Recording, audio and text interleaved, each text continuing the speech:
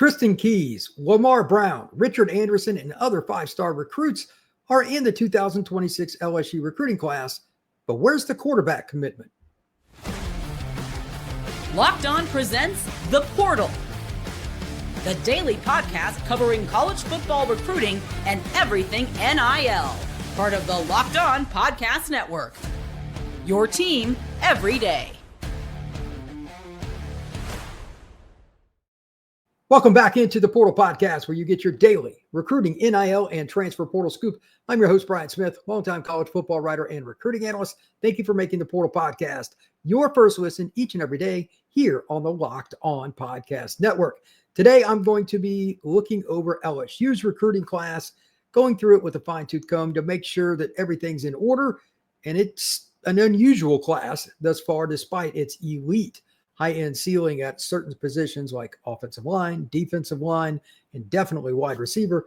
But there's no running back recruit, no linebacker recruit, and most importantly, there's no quarterback. And that would be 2 years in a row if LSU does not end up with a prep signal caller in this class that they didn't get one.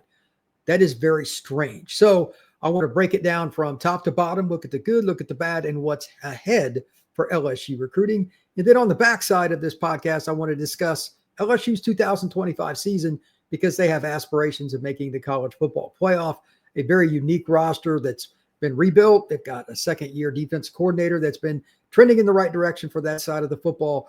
And we all know that LSU's offense has plenty of talent. So we'll get to that, and including that big game at Clemson to start off the season on August 30th. So let's look at the recruiting class overall for the Tigers. 9 in-state commits, 16 overall.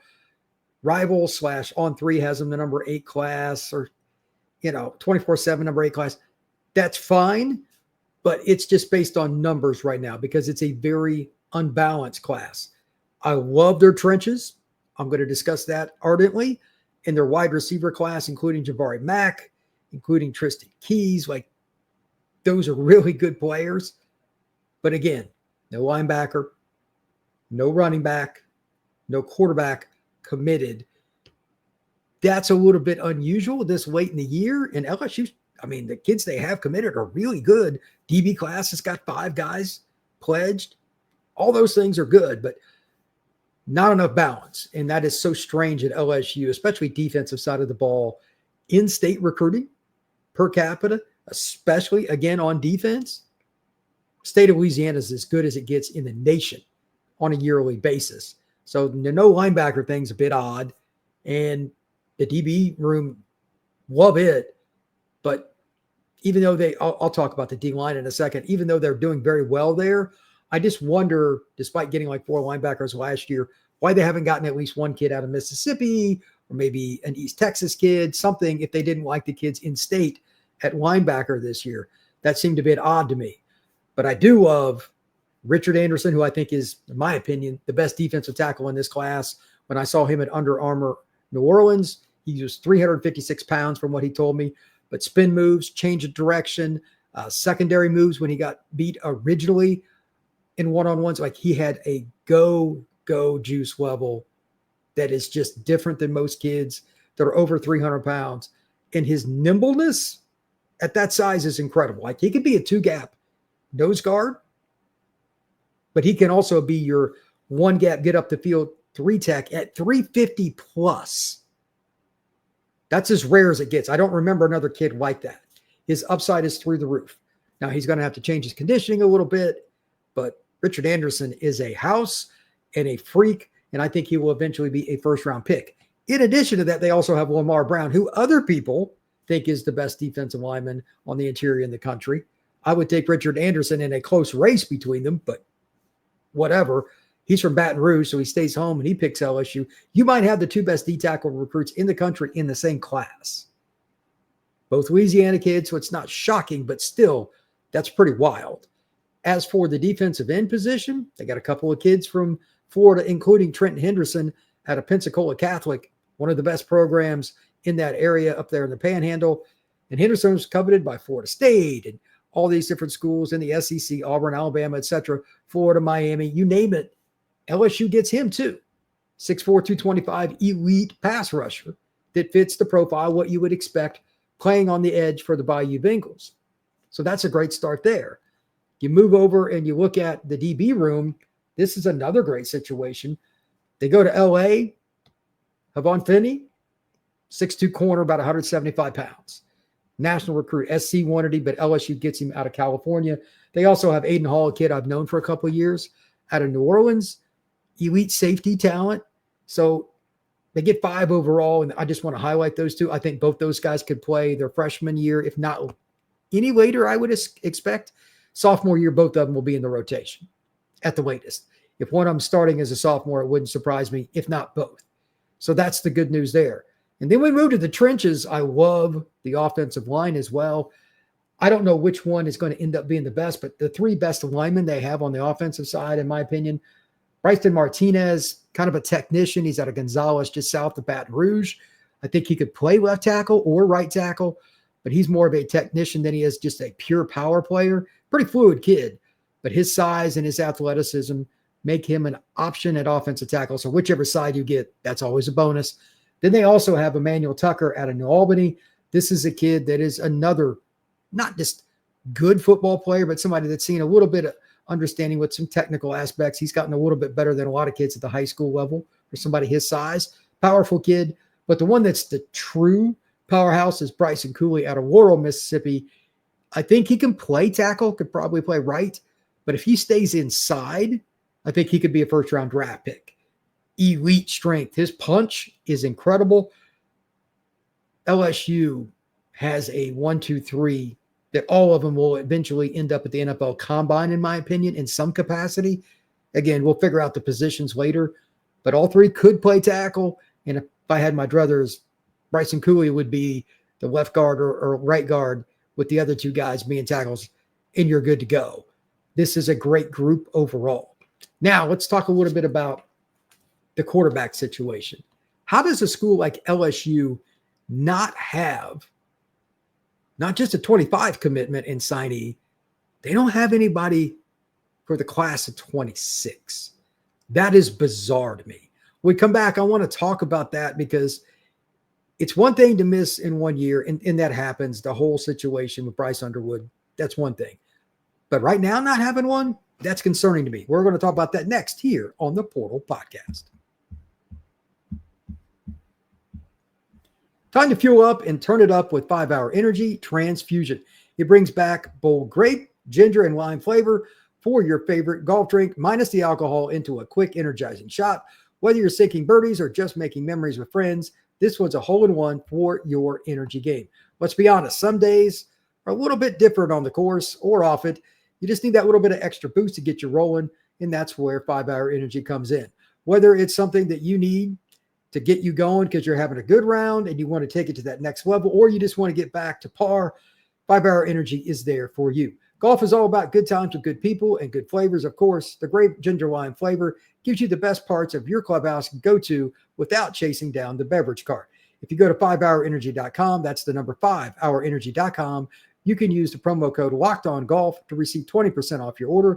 This offer is only valid through September 30th on one order and cannot be used with other promotions. The code is not good on subscriptions. Whether you're meeting up with friends or trying to turn 18 holes into 36, get the energizing boost you need to power through. Order transfusion flavored 5-Hour Energy shots today.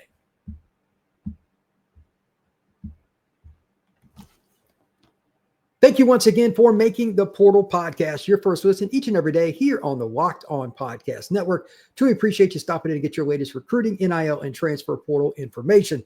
Back to the BAYOU Bengals, and my question once again, quarterback recruiting. No 25 quarterback after the whole Bryce Underwood saga, and he signs with the Michigan Wolverines after being committed to LSU for quite some time. Fair enough. They've missed out on Jake Fett, who's committed to Arizona State. He's a kid out of the El Paso area. And they've also tried to make their run at some other quarterbacks, most notably Bo Bentley, who's a kid from Salina, Texas, just outside of Dallas. He grew up an Oklahoma fan, and that is where he's committed. Just want to throw this out here, and I have no intel. Repeat, none. If Oklahoma does fall on its face this year and Brent Venables is canned, could I see Bo Bentley eventually signing with LSU? It's possible. It's possible. But I think there would be no other way that it really happens. He's an Oklahoma fan, and he's committed to that program. He likes Arbuckle, the offense coordinator. We'll see. but that could be the one guy. Otherwise, I think a couple of things that have to be considered. They could take a flyer on a junior college kid, maybe a late bloomer. I don't know. Cole Bergeron, somebody like that. It's an in-state recruit. Maybe he has a really good year and they offer him. That's possible as well. But otherwise, I think they're probably just going to be in a 2-year hole, which is catastrophic for most programs, but a couple of things to think about. Number one, this season, Colin Hurley will be a redshirt freshman. They also have Van Buren. He's a sophomore, so he's waiting behind Nussmeier. So they're not in a bad spot right now because they got a couple of really talented young players at the quarterback position. But you also have to take into account the following. It's pretty much inevitable at every program that at least every other year, you're going to lose a quarterback to transfer. Players have zero patience for not starting. One of Hurley or Van Buren will take on that role next spring and win the job or not. In their eyes, let's be honest, Brian Kelly's probably not going to name a starter next spring, barring something unforeseen. One of those two guys is going to bolt. So missing not just 1 year, but 2 years in a row at quarterback is eventually going to bite LSU, barring a transfer or them getting a player in this class. If they do, they can be fine. If they get somebody, they can truly be good. They can't just have a guy that's never going to play. If they bring somebody in, it needs to be worth their while. So that's why I think the following option is more likely. They're going to take a kid that's a freshman somewhere else right now who's not going to be happy. They're going to take him as a transfer.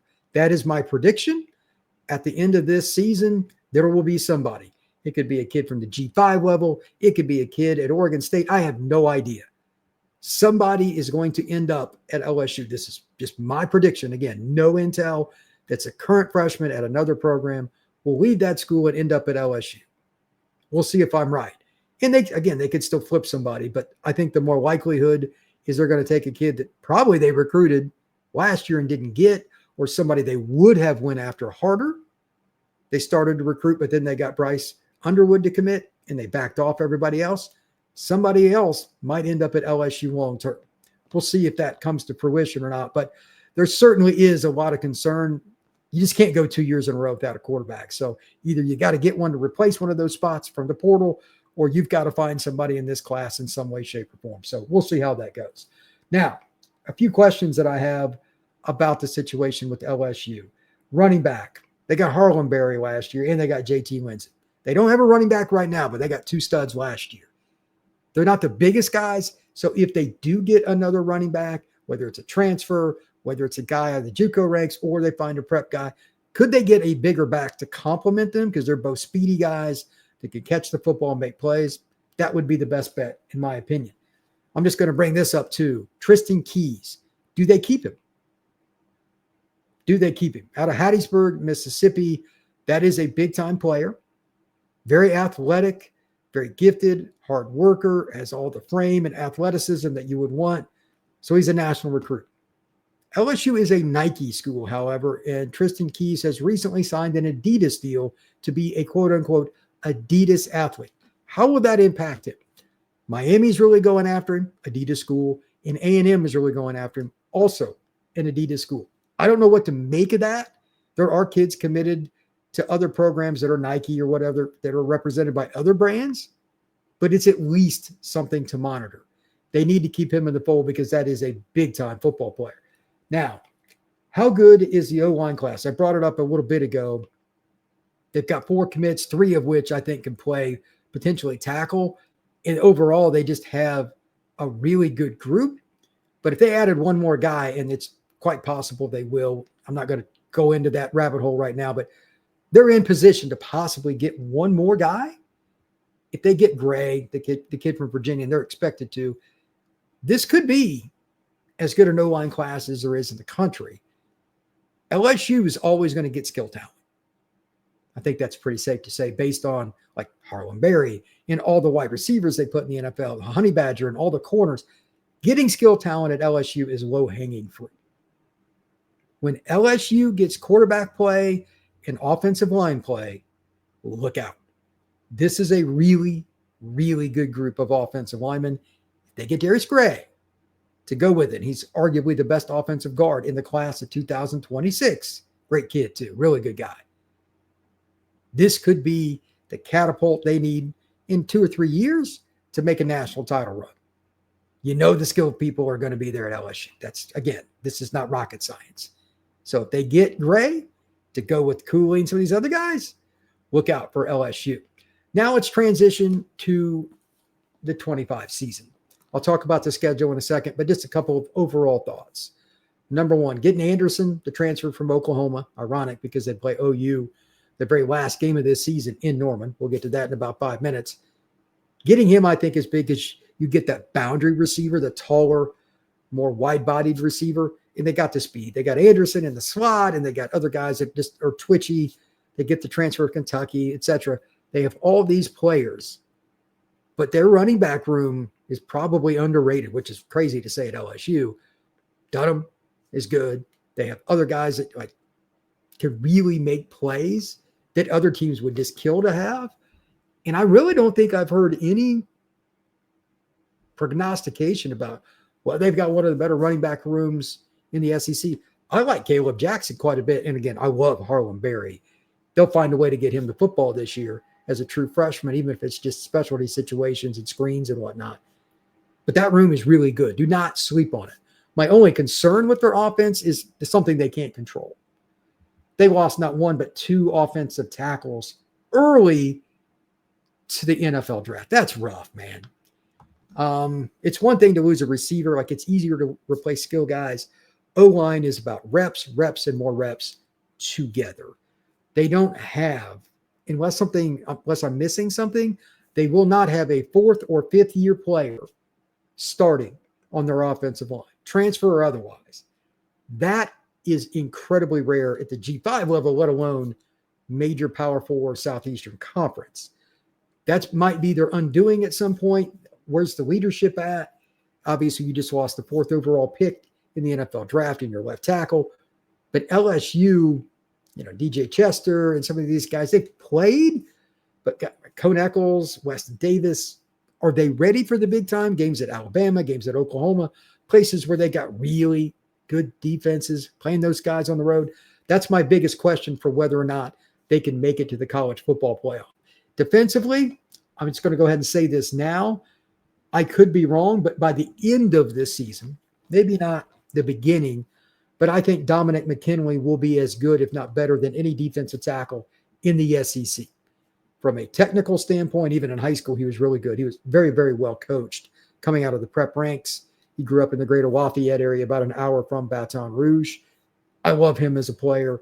Think he's going to be great.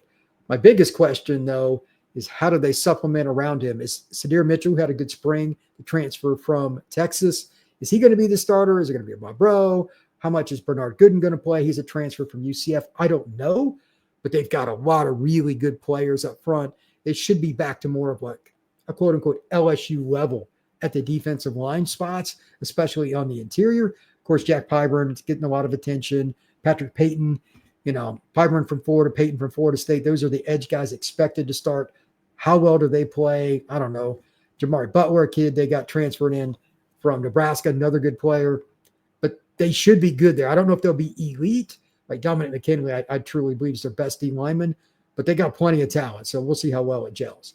My biggest question, though, how good is Whit Weeks this year? I think he could be the best inside linebacker in college football because he's just timely.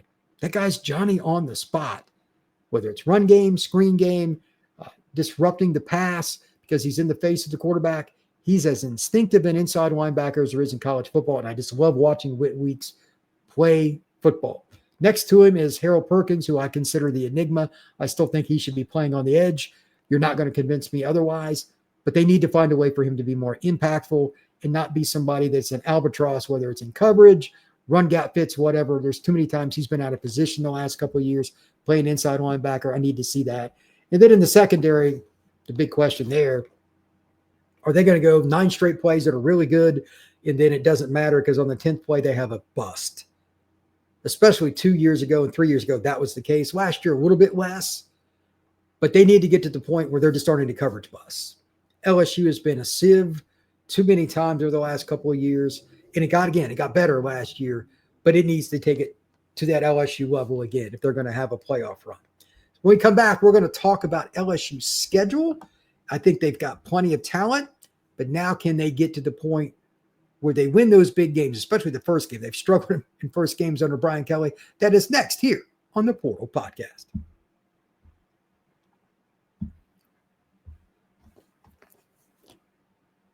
Let's talk a little LSU football schedule. It is rough, especially on the road. And even though their schedule is probably top 10, top 15 in the nation, I don't know if they'll get into the playoff with 3 losses, because that's the edgy part of this. Nobody's done it yet. But let's see what happens this year. But it would certainly help if they won at least one of their big road games. And we'll just go in order of the schedule, and we'll come back to the road games here in a second. But if you look at LSU's schedule, obviously it starts off with the game in Clemson, August 30th, the other quote-unquote Death Valley. I don't know. Who do you think's going to win that game, etc.? But 2 things. Number 1, playing on the road is harder. And number 2, there may not be a better trench game this year in college football than LSU versus Clemson. LSU's got youth on the offensive line. I talked about that, but it's still very talented. DJ Chester and those guys, I think there's some NFL talent. But Clemson's D-line is more experienced. I don't know how much depth it really has. They're being highlighted that way. I don't know if it's quite as deep as some think, but the upper echelon, like TJ Parker, etc., those are really good players. We're going to find out real quick if LSU's offensive line is ready for the task, because that's, to me, the best starting unit of defensive linemen in college football at Clemson. Secondarily, I also think this is a game where the wide receiver speed is going to just be ridiculous and fun to watch. If LSU can find a way to win this game, not only is it a feather in your cap, it makes it a lot easier again, because you have some really tough road games and even a couple of tough home games.